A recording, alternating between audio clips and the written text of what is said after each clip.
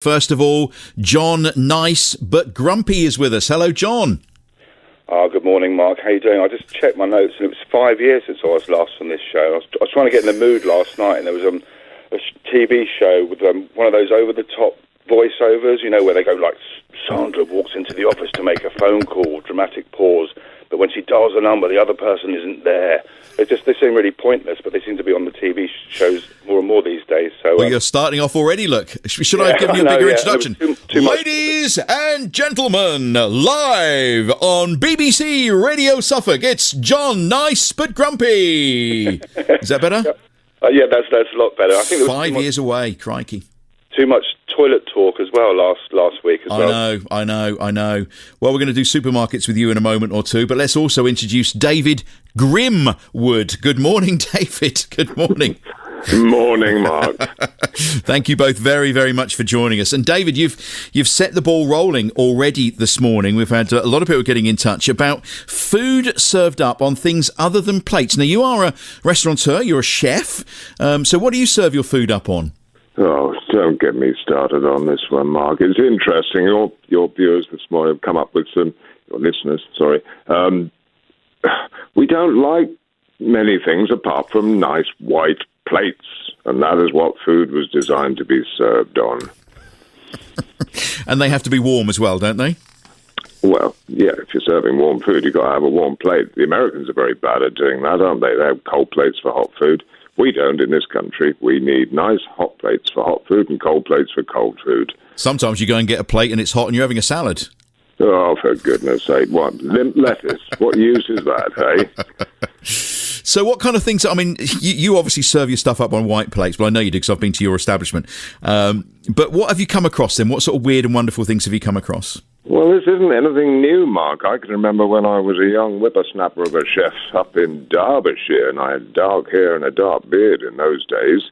There was a time when large Yorkshire puddings were served with everything from bangers and mash to curry and rice in them. And we had china plates in the shape of a flat cap. Can you believe? So the actual hot Yorkshire pudding sat in this plate that looked like an old flat cap. Well, talking of flat caps, I've been directed to a Facebook page called We Want Plates. And amongst the many photographs in here of various different meals that have been served up is, it's in Yorkshire, and to serve the toast, okay, it's sitting in a flat cap. Yeah. It's sitting on the table in a proper flat cap. Yeah, it's ridiculous, isn't it? I mean, it's just got so fatty and so gimmicky. One of my pet hates is where you go to so-called posh restaurants, or when we did, and you get these beautifully handmade earthenware pottery plates in the earth colours, you know, the blues and the greys and the browns, and they've got a scratchy surface. They're not a flat surface. And you put your knife on it, and it puts your teeth on edge straight away. Horrible things. Now, I mean, with white plates, I like a round plate. Square plates suddenly appeared. What use is a square plate? Now, some people like them, some people don't. What do you think?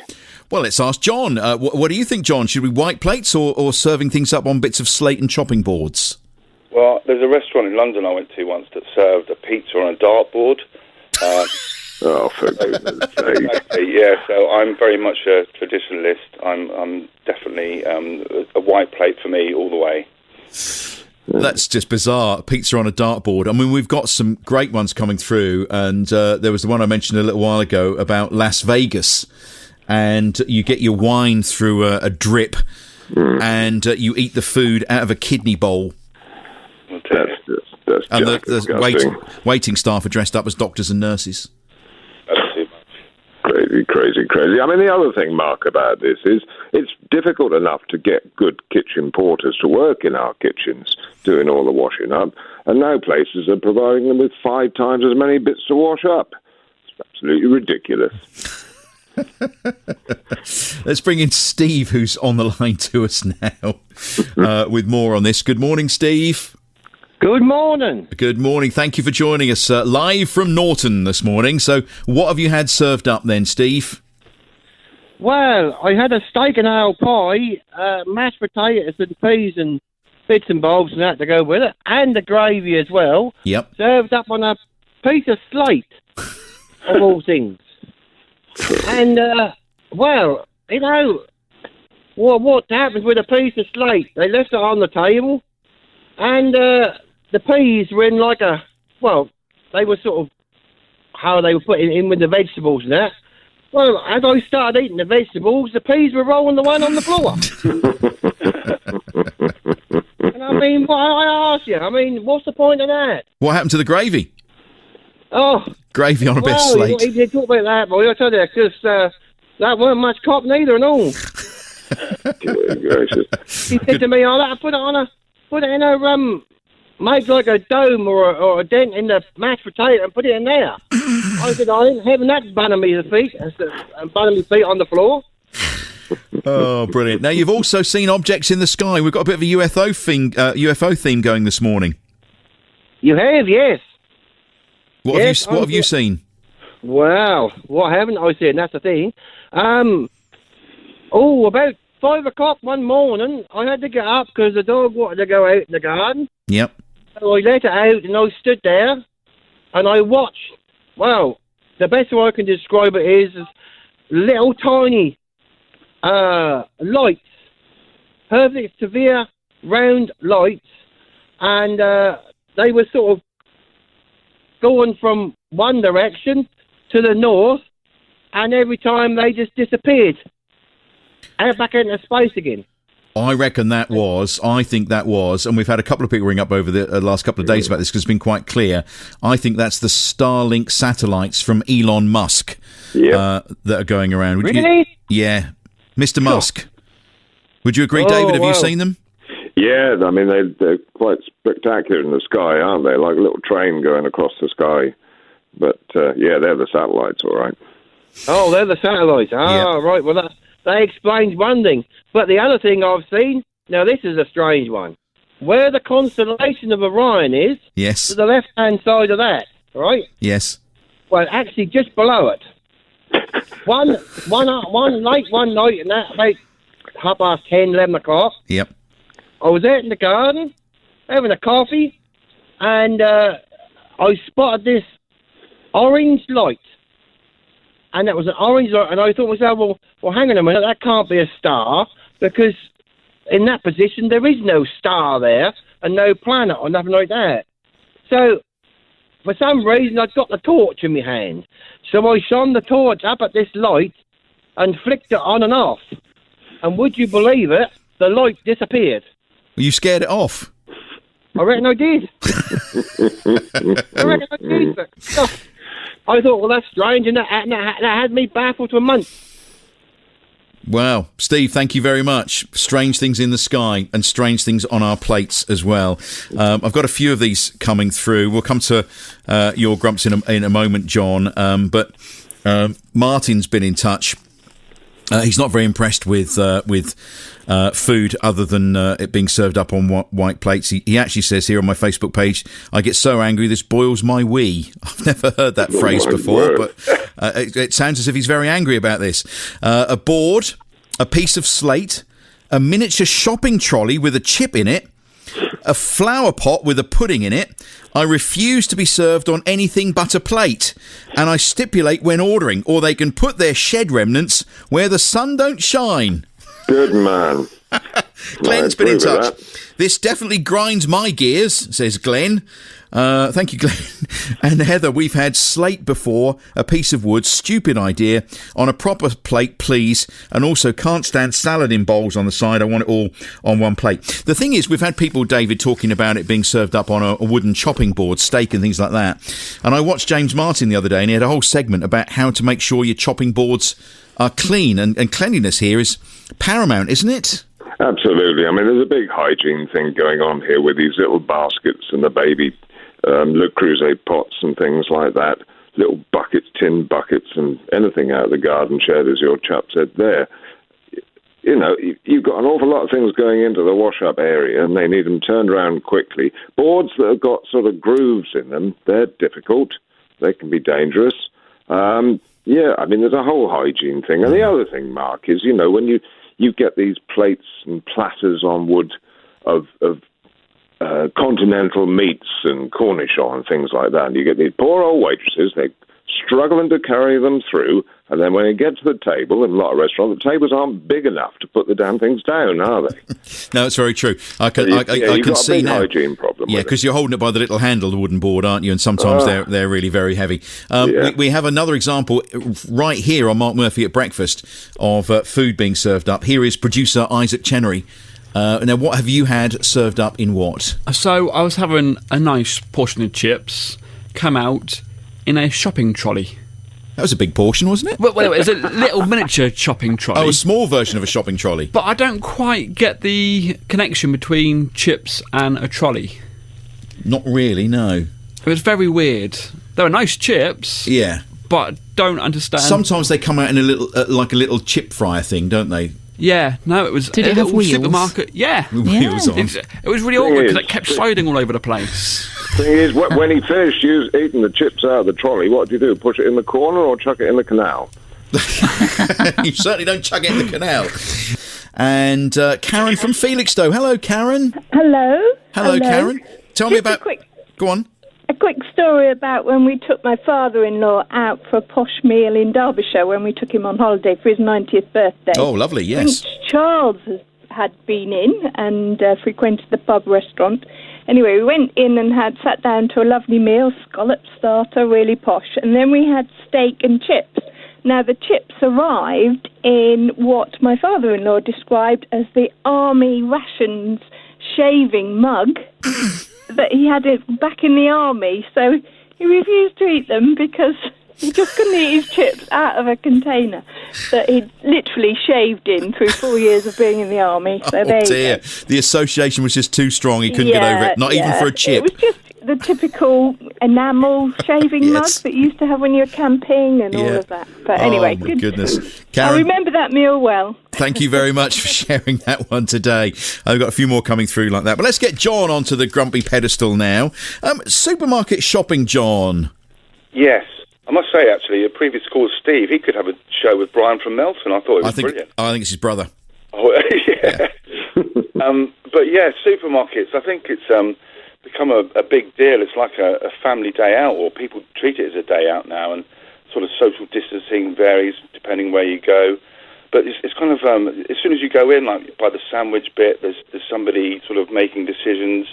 And then when you get I often get trapped in an aisle where people are sort of two abreast, kind of either sides, and you turn around and it's the same. You actually literally get trapped in the aisles, and the parking is complete pandemonium. I think it's because people aren't driving as much as during lockdown, and just generally, when people go to buy cheese and chocolate, they just seem to stand there for ages, and they don't seem to have any spatial awareness that other people have got things to buy as well. It's just it seems to be dawdling in supermarkets does seem to get my goat. You would imagine that we would have got used to shopping in a supermarket in the current climate over the last 12 months, sort of looking out for each other, but no, it isn't, is it? Some people do, and very polite, and others just seem kind of oblivious to what's going on around them.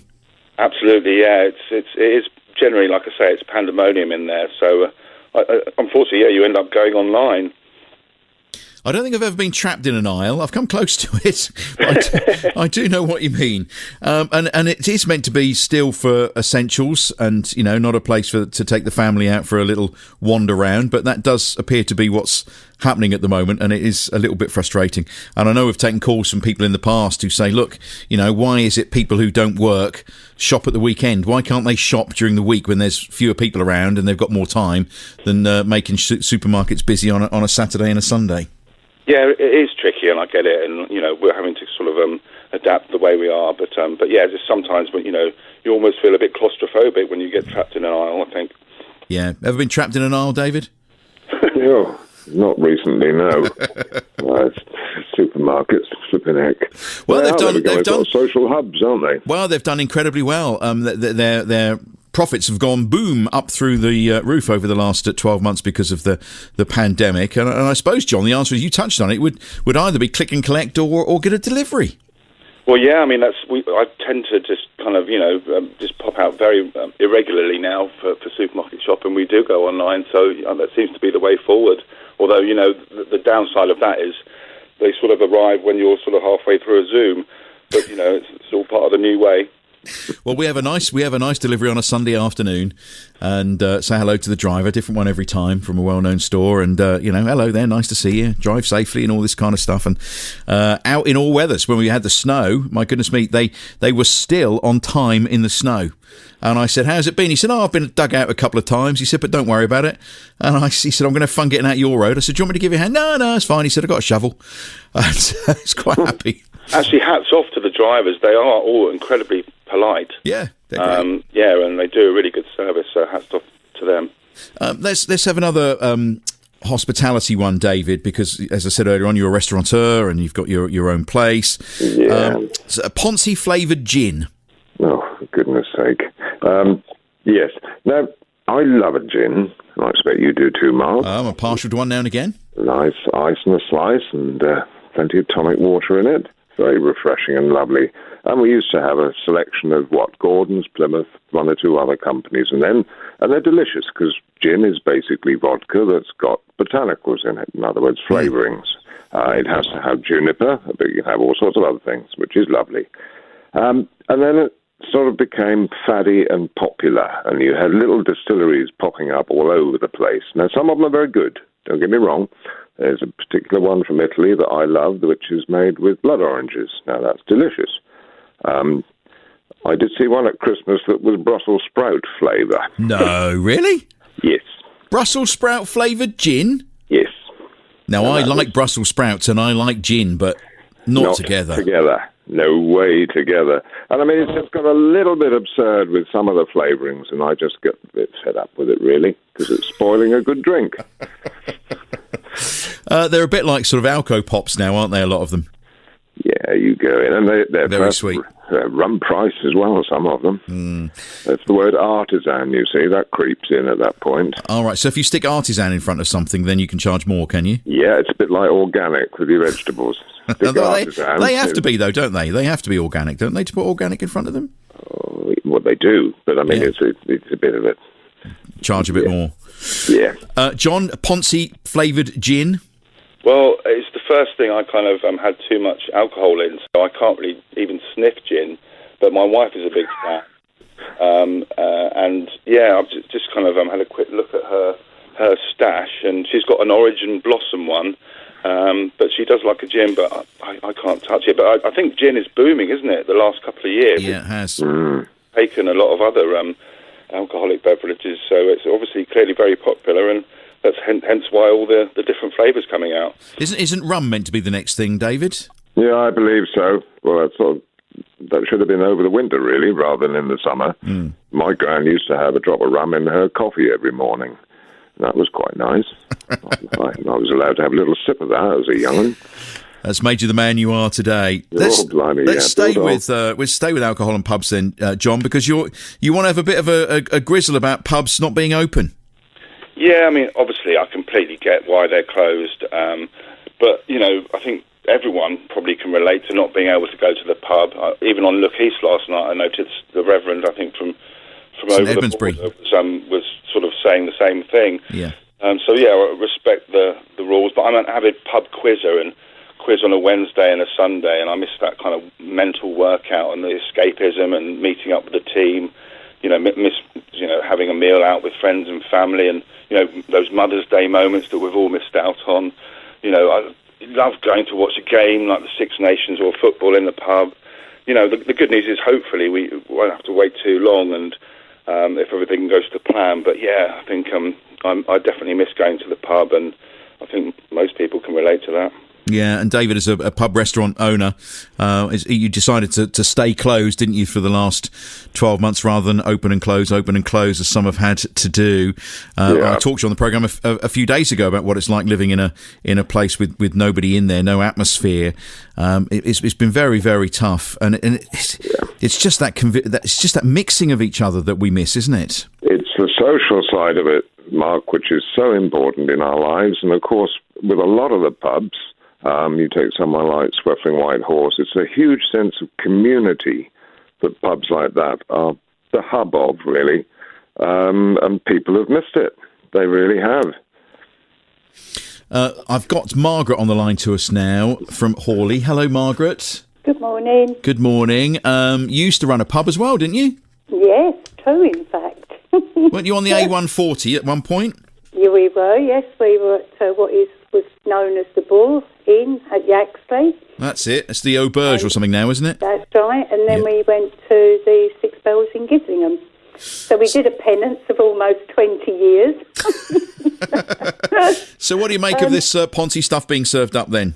Well, believe it or not, I can remember, and they were really popular at the time, was the Yorkshire flat cap. And I have one in my dining room still. And they are really, really heavy. And they were bought out by a very well-known Yorkshire pudding maker as a novelty, but to serve the big Yorkshire puddings in, which is how they serve a Yorkshire pudding in Yorkshire, not these little things that we all make now. They were served to be authentic. So that was where really it all started. Hang on a minute, hang on. So people in Yorkshire serve up Yorkshire puddings in flat caps? No, what I'm saying is they were really huge. Oh, right, okay. Weren't they? Really big, large puddings. Yes. Yorkshire puddings. So that was why they brought it out as a novelty thing to serve it in a big Yorkshire flat cap. How bizarre. How bizarre. But you could serve all sorts of things in it. But my other gripe is, and you have a chef on there. We do. Is how can they have the audacity to call a steak and kidney pie a pie when they throw all the meat on the plate and stick a puff pastry top on it? That's not a pie. That it is isn't, not a and pie. I don't understand. I mean, my son and my son-in-law gripe about it. Whenever we go out, they go, "Oh, steak and kidney pie's on the menu." It is a pie, isn't it? Yes. Are you sure it's a pie? Yes. And he comes out and they go, "That's not a pie. I'll order something else." That's stew with a lid. Yes, exactly. Yep, so that is my biggest gripe if I go anywhere. Well, at least you don't get a soggy bottom with it, do you? If you have it that way, I suppose. No. Well, you shouldn't get a soggy bottom. If you cook pastry properly, you never get a soggy bottom. Yeah, Your chef will tell you that. Well, David, do you serve them up with a lid or a proper pie? You cook the meat and the pastry together. That's a pie, not this stew in a lid as you're talking about. That's a load of rubbish. That's right. So they ought to be, because you can't put something on the menu that's not homemade, can you? No. So you can't put steak and kidney pie if it's not a steak and kidney pie. Very exactly. good. I agree completely. Margaret, thank you. Wonderful. Okay, Thank you very much. you. No, lovely to hear from you. David Loud and Proud has been in touch as well. I had a steak served on a piece of slate. I told the waiter I was a diner, not a roofer. Give me a plate, please. And Mike wants to go back to chips in newspaper. What do you think of that, John? Yeah, I'm all for that. Yeah, I do like... Ultimate recycling, wasn't it?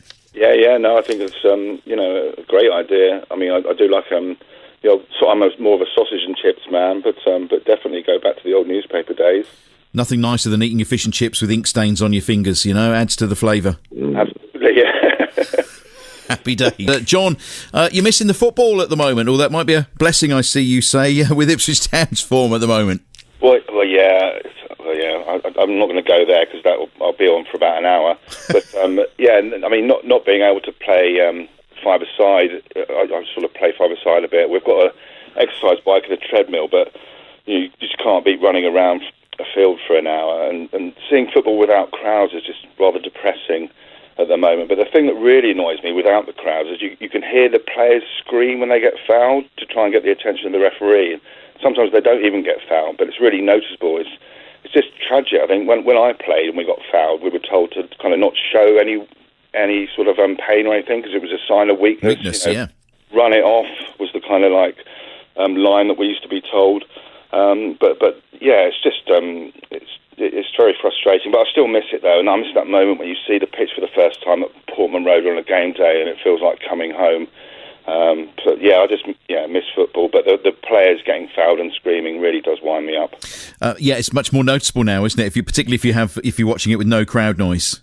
Yeah, I think it was a game England played like at the start of lockdown. I can't remember if it was Belgium or Spain maybe, and you could see that they did it really early doors, and the referee sort of bought into it, and they just kept doing it the whole game.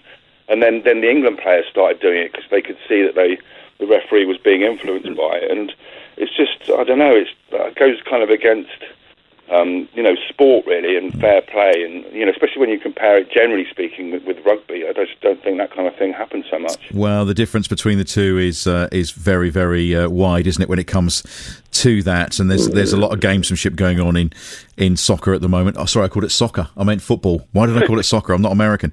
David, are you missing your football? Yeah, very much so, Mark. But this whole business about players and things, and I'd like to see why have ex-players never become referees? The best gamekeeper is an ex-poacher. I always thought they should be paid a really, really good salary and get their old ex-players in there while they've still got their legs, and then referee the matches rather like the rugby referees. Tell the players, don't stand for any nonsense. I think it's really good that you can hear what the referee is saying and explaining the decisions to the rugby players, and I would love that in football. The trouble is the language that you would pick up to begin with would be too ripe for the broadcasters to broadcast. But to get an explanation why that referee or that referee's assistant has made the decision would be fascinating, I think. It would. You've got the problem, of course, with rugby. You're always following the ball, so it's much easier to keep up with the ball. With football, when you ping it half the length of the pitch, it's a bit more difficult. But I think the whole thing with the swearing, we had this with Judge the other day, didn't we? Did he say? Didn't he say? Who knows? If he did say, and it was picked up on a microphone, fine him. Release the footage. We're going to finish up with a message here from Nigel, who's just been in touch, and this is one for you to take back, David. I don't know if you do this or not, he says, but I've just picked up on your subject. This is Nigel. When someone brings you your meal and says, enjoy. Please. Enjoy what, he says. Can't they be bothered to say enjoy your meal? And it's when someone comes up and says, there you go, guys. And, don't start on, guys, for goodness sake. And then they come up halfway through the meal when you've got a mouthful of your grub. Is everything all right? Yes. Are you enjoying it? And they come back 5 times. Are you enjoying it? Go away. Let me enjoy it. Are you looking forward to getting back behind the stove? Yeah, I miss it. There's a few years in the old boy yet. It'll be different, Mark. It will be different, but... Yeah. Have you got an opening date yet? This is the Froys at Chilsford. So have you got an opening date, David, or not? We're trying to put together a whole series of events for June into July in a big marquee. Yep. Now, with the proviso, of course, that none of it might happen. But we've got to start somewhere. Okay. We've got to start somewhere. You'd have to put a quiz on. You'd have to put a quiz on for John and his mates. That would be good, wouldn't it? I'll come along and have a grump at the bar with you, David. Good man, I like it. A friendship forged today. Thank you, Grumpies, very much. Lovely to talk to you, and have a lovely day. John Nice and David Grimwood.